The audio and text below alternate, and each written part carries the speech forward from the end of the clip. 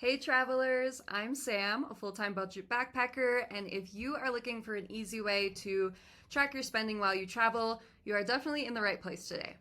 So in this video, I'm going to be going over my monthly budget tracker, which is a simple Google Sheets template designed to help travelers who are traveling for multiple weeks at a time to stay on top of their travel expenses.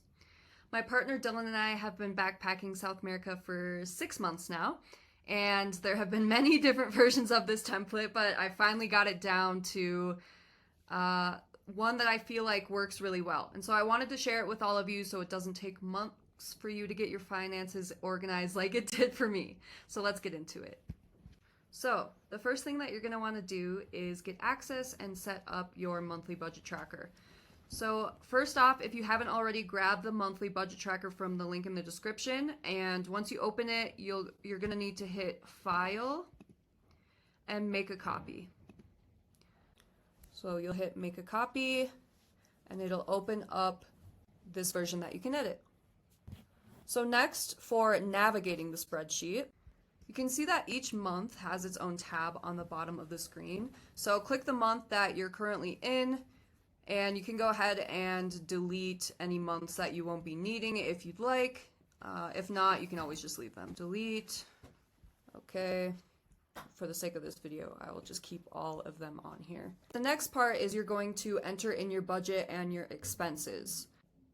This monthly travel budget template is based on daily budget, but what you can do if you have a monthly budget is you're just going to take your monthly budget and divide it by the number of days that are in the month that you are looking to track.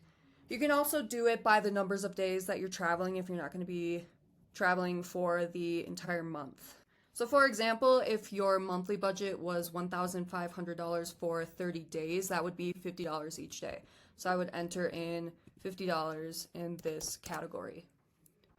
So now I'm going to start entering in my expenses, say that it's March 1st. I have what's called the destination cost and the home cost here. What that means essentially is the destination cost is what it costs in your destination for their local currency. So for example, right now I'm in Peru, so the destination cost that I would enter is Peruvian sol. And then the home cost is going to be the conversion rate to your home country cost. So for me, that would be US dollars. After that, you can add an item description. You can choose your method of payment. So I'll typically say whether I paid with cash or our debit card or our credit card. And then you can select the category that it fits under. So we have categories for accommodations, food, snack, beverages, laundries, toiletries, medicine. This can also just be any personal items, transportation, extra expenses. I typically put any tour tip, or if I buy like sunglasses or a souvenir, I'll put those in the extra expense category. And then we also have activities and attractions and bills and fees. If you ever need any help with this template, there is an example column in the beginning that you can find right here, and this kind of will show you different, categories, how I converted things into my costs, item descriptions, things like that. But for the sake of this video, I'll enter in a few different columns and you can see how it works, because this template already has ready to go formulas set in so that you don't need to do any calculations or anything like that. So I'm just going to go in and enter an example of what I paid for one of the days that I've been traveling. And you can kind of see how the formulas change. So I didn't enter the local or destination cost here because I paid with the card. However, you'll see that once I start entering in numbers, it will update right here. This is going to be how much you spent per day. And then this calculation is whether or not you are staying over or under budget. So with a daily budget of $50 per day, this subtracted from that. And if you go over the $50 a day, it's going to show a negative number. So this is just a way to keep track of whether or not you're staying on budget.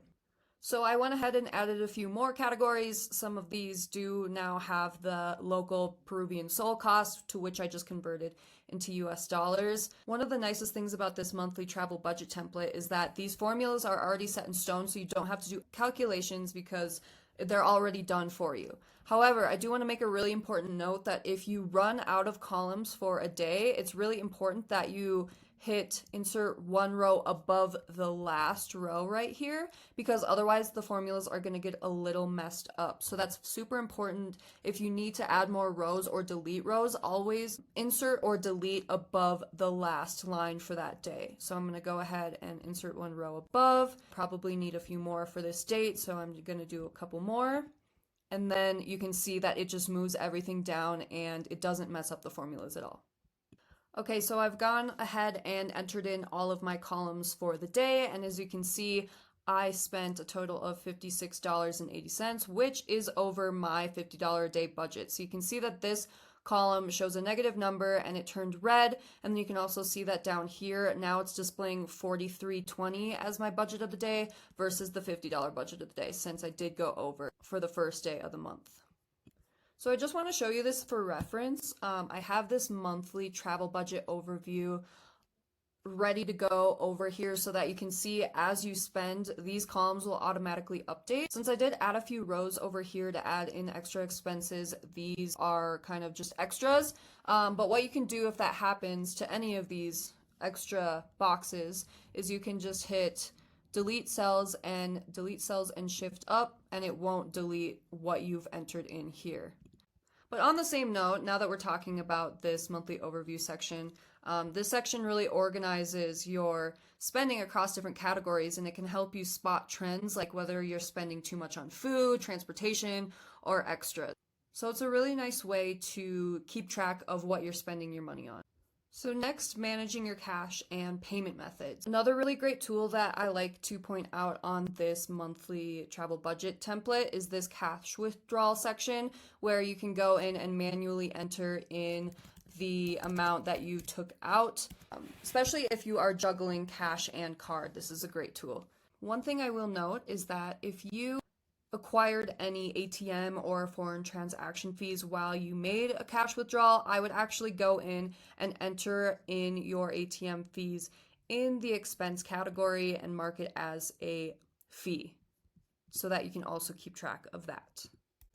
Moving on, we have this box that tracks how much you are spending per method of payment. So if you're bringing a credit card, if you're paying with cash, if you're paying with a debit card, this is a great way to keep track of what you're spending on what payment type. So you can either manually enter these if you'd like. You would have to do calculations at the end, or you can set up a system like I have here where you have categories and they will automatically update for you with a set formula. So I'm going to go ahead and show you how to do that now.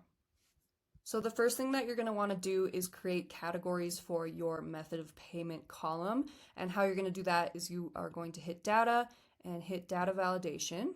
And from here you can see that we already have a data validation list, and that's what you'll see in right here for this category. But we're going to hit add rule, and we are going to create it to the column E. So we're going to do E4 because we want it to start right here. And we are going to go all the way to the 500 cell because chances are you're not going to be entering that many. However, you can see that they kind of already update for you when you do that. I would just leave it as a drop down, but you can enter in your options here. So I have capital 1. And you can also color coordinate them like I have for the category section. We'll give that a blue. We'll say cash is green. And then we'll say Wells Fargo is red. So now you can see that this method of payment column also has a drop-down menu. So now that we've done that, we can go over to method of payment, and you're going to want to actually add data validation to this row as well. J32 to J36. And it should just go on like that. And then you can enter in all of your different categories into these boxes. Now to create automatic formulas to calculate as you enter in your expenses, create this formula for each of your categories. Equals sum if you're going to enter method of payment column first. So it was E4 to E500. You can see it kind of light up here, which is the method of payment. And then you are going to hit comma. Now you're going to want to put parentheses into the category that you're hoping to calculate. So for this one, it's capital 1. And then you're going to hit comma again. And then you're going to need to enter the column with the numbers so that it can actually calculate. So that would be C4 to C500. And then it'll enter in, and you can see that it automatically summed up how much I've spent on Capital One. So I'll do that again for cash, and we don't have any columns for Wells Fargo right now, but I will show you just kind of the difference so that you know how to do it yourself. So we're going to do E4 to E500 again, comma, parentheses cash, and C4 to C500. And of course, this name right here is going to be whatever you named your category. So this will vary based on person to person. And then you can see that it entered in right there. So that's a way that you can keep track of all of your method of payments. Like I said, you can either do this manually, but I actually think that it's easy just to set up a simple formula so that it can calculate for you and take out all of the hard work. You can also see in your monthly travel budget overview section that it will add up how much you've spent, your monthly goal, and then whether or not you are on track or not. So this will continue to update as you go. Whether you're traveling for a week or a year, tracking your spending is key to making your budget last, especially when you're traveling long term. You can use this tracker daily, adjust your spending as needed, and just remember that budgeting doesn't mean missing out, it just helps you spend smarter. Thank you so much for watching, and please like and subscribe if you found this video helpful and if you are looking for more budget travel tips in the future. Thanks guys. Happy travels!